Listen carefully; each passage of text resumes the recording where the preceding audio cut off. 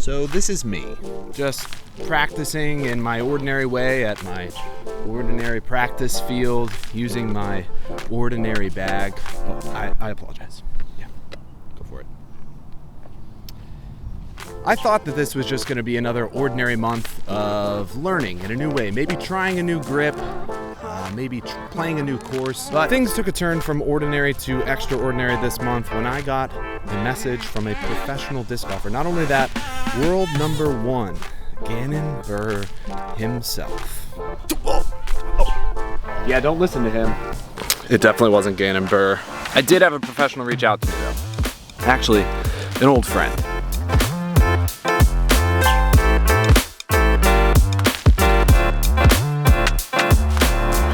So I'm meeting up with an old friend of mine tonight. He reached out to help me, but I honestly didn't want to put him out. So I was a little hesitant about taking him up on it, but he insisted. What's your next month? I would love to come out and help. Yeah, I would love that as well. So here we are. Let's see what he has to say. Oh, too light. I've already seen it. No. This is Ben. We go way back. He was the first person to introduce himself to me when I was the new kid in our scout troop. He showed me the ropes and guided me along the way. So it's fitting that he returns to be a guide once again. This time, not in tying half hitches and making a fire with wet leaves, but in improving my disc golf game. He's got quite a task ahead of him.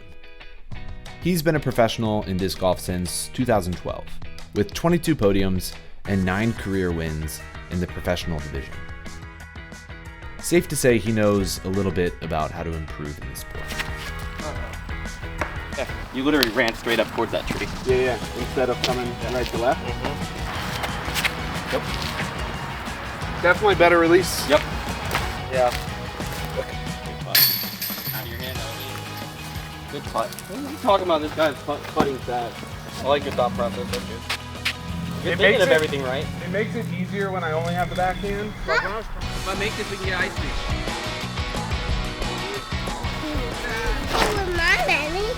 That might go in. No! Ghost tree! Too wide. Was that an owl? Yeah.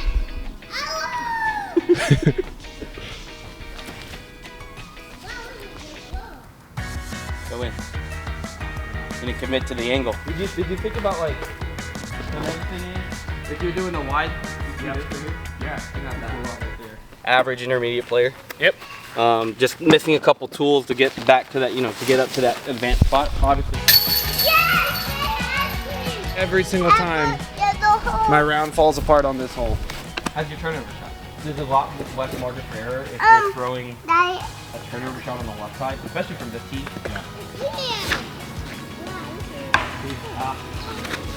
Go.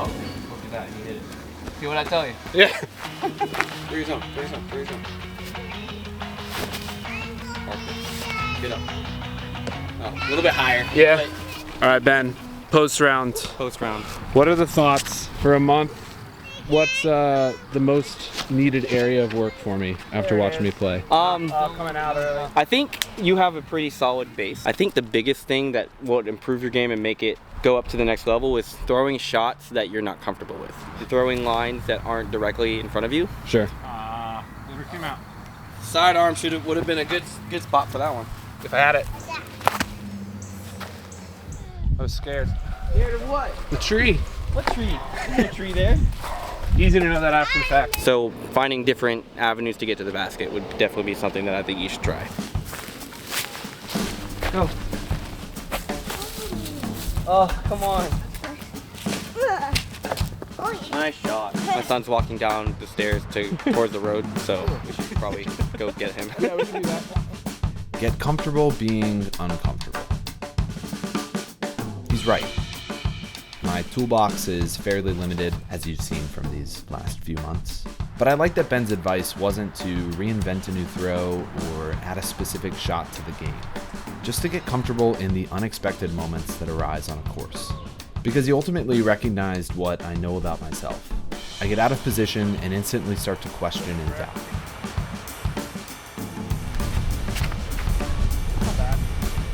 It looks fine. Too many options here. Still hate the forehand. Almost stepped on him. I see the largest and oftentimes the smallest tree in front of me and just envision myself hitting it. I step up to a putt I've made plenty of times and completely overthink it. I get uncomfortable.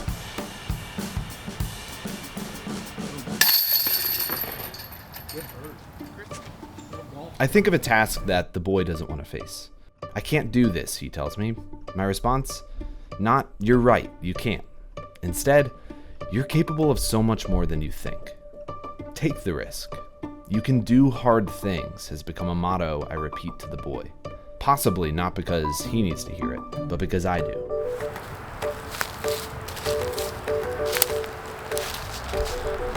All right, it's shots like these that, well, I would typically just go straight at this. The forehand, I'm really uncomfortable with.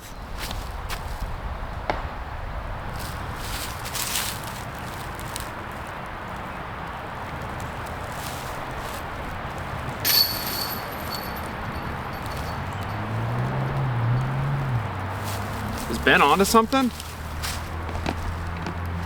Might be. Okay. I could get used to being uncomfortable. Discomfort leads to resilience, a key trait in competitors, a trait Ben has been able to gain, and a trait that I aim to achieve. Oftentimes the problem with resilience is that it requires a process. This is where my last few months come to mind. Like last month, I was trying to face fear that I experienced on the course. An overarching problem. Fear reaches a lot of parts of my game. Discomfort, it's different. It happens in singular moments in a round.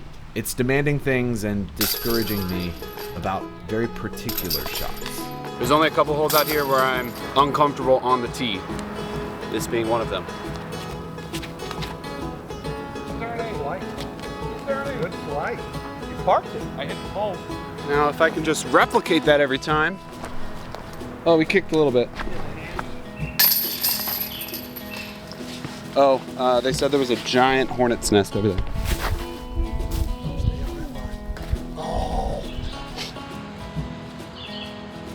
Ben shared with me that when he broadened his toolbox to face each moment he might encounter, then the discomfort dissipated. That's the moment when his game elevated. I can do hard things can echo in the mind because I'm now confident that I'm capable.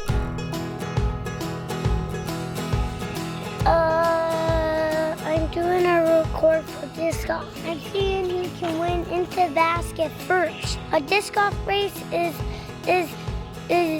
either Pops or Daddy needs to win. Daddy's gonna win. Yeah! I believe Kevin shot the whole. When practicing and I throw a bad shot, my temptation is not only to throw another one, but to take the better of the two. Only practicing my best performances. I'm not facing anything I don't like about my game, but I'm reducing negative experience. What if that's damaging to the mental game? What if marching into the woods not only to just pick up a shanked shot, but to play from it became the norm?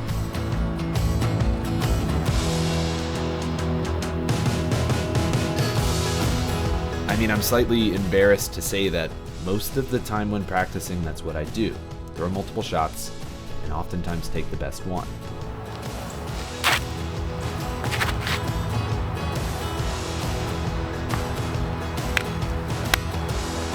Try that one more time. That was better.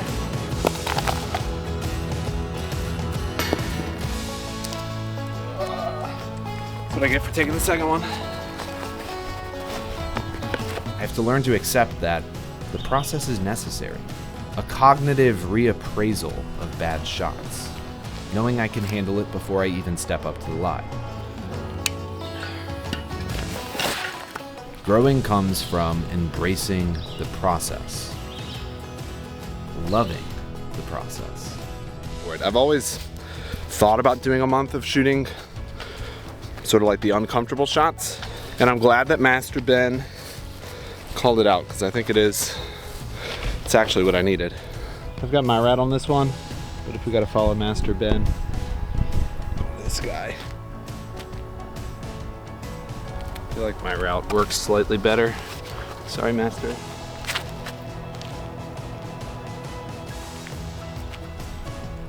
Master. Apprentice. You guys looking for the hornets? We see them. Yeah. So many of them moving apart. Wow. This entire bank is covered with them. My tomahawk. You got a shot? Not really, I'm not the tomahawk.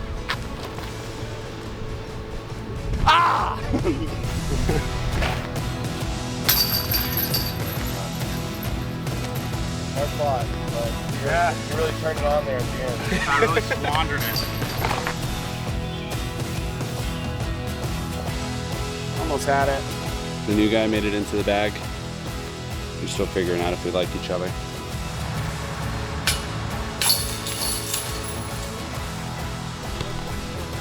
Three days till tournament.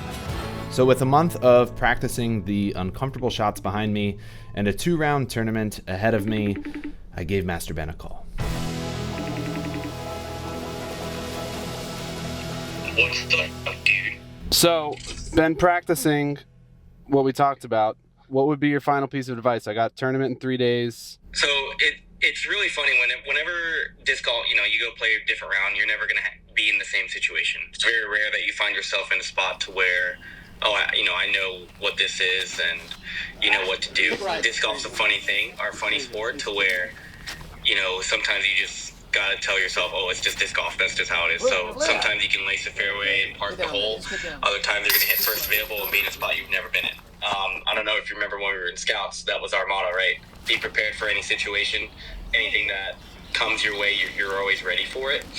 Especially at a course like Suwannee Creek that you're playing. That course is hard for me because I find myself in a lot of situations there I have to get creative to either save par or, grab a birdie. The matter of maintaining, what you can control. Hey, good putt, bud. There are going to be some stretches of holes where you're going to throw what you normally throw on a normal day and have a birdie putt, and then there's going to be a stretch of holes or every other hole to where you're going to hit something and be in a spot that will make you think. Say, let's go to hole 4. That's your downhill hole. You're 30 feet short looking straight down at the basket, and, you just got a birdie.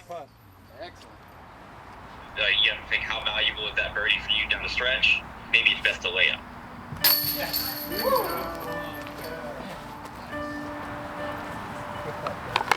Thank you. The biggest thing is to play within yourself. You are playing the course, you're not playing other players. The course is there and you just have to kind of take what's given to you, especially when you're trying to score well in a tournament.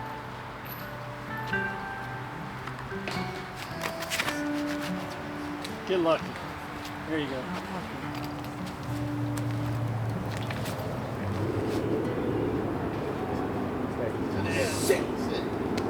I knew that was the risk.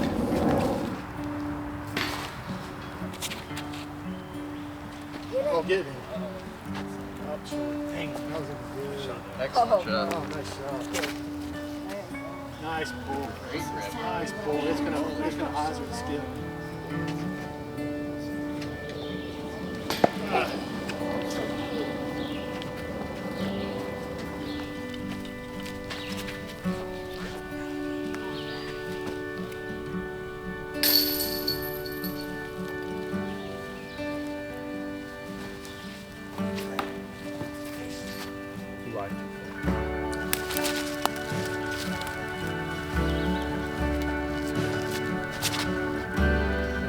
Yeah, I like it. Inside.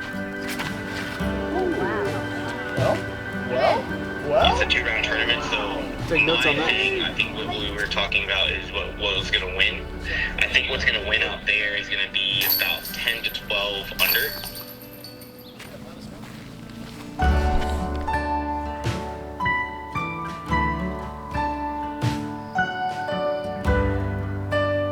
Discomfort arose in two particular places, one expected and one not so much. First, the expected. I knew it was only a matter of time until my practice of facing discomfort came into play. I'd get off the fairway eventually, but what would I do about it? Stay there. That's a big tree. You got it straight. I don't think it will.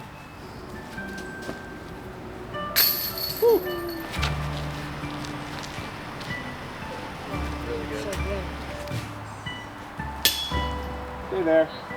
Oh no. What?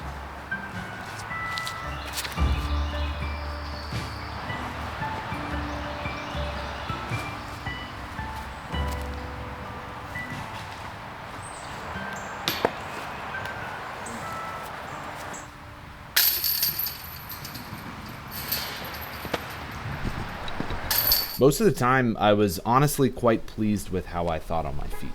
I opened my limited but growing toolbox fairly often. A few bad rollaways led to large numbers on a couple holes, but most of them were random. Not a cause of discomfort, but the effect of a well-designed course that requires careful placement and touch. I can live with that. I wasn't afraid to do the hard thing. Yeah, maybe.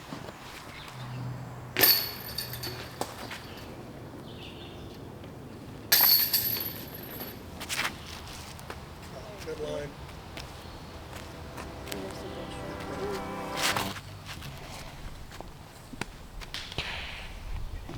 Hey. Now next was the unexpected.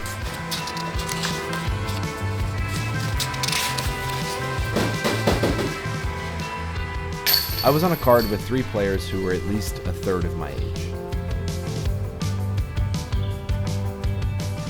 Honestly, a strange pressure arose from that. In most sports, size and knowledge equals victory, at least close to it. An upper hand that I'd have over these competitors. Not in this sport. Your age doesn't have an effect. I can get destroyed by someone a third of my age and triple my age. And the player a third of my age has a key advantage. Less mental stumbling blocks. They just go for it. And while I was watching them play, it was something I was aspiring to. Oh,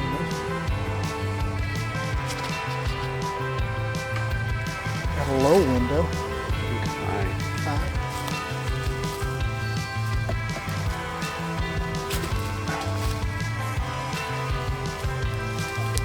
Yeah, in the middle.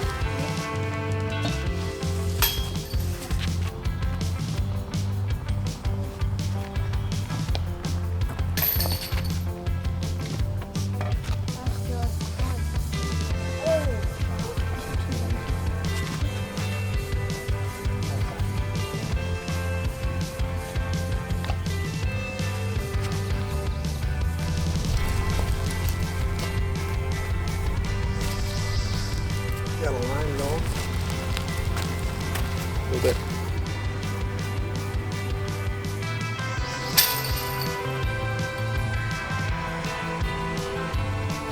Good. You okay? I wasn't pleased with my overall finish in this tournament, but I was pleased with how I added to my game. Both mentally and physically, I felt better walking away from these 2 rounds. And honestly, I think it was thanks to Ben's guidance. He offered sure support and a piece of wisdom that I'll continue to carry with me. The whole point of this month for you was to take the road not taken. It is a lot. It's a much mental game as it is any other sport. You know, you just have to kind of just take it one step at a time, one throw at a time. And once it's over, and just move on to the next hole. Hero ball is not going to win you at the tournament. Consistency is going to win you the tournament. Stay consistent, play within what you know. Keep your options open whenever you see a new shot. I was trying to turn it off, but then this happened. What happened? This. Oh.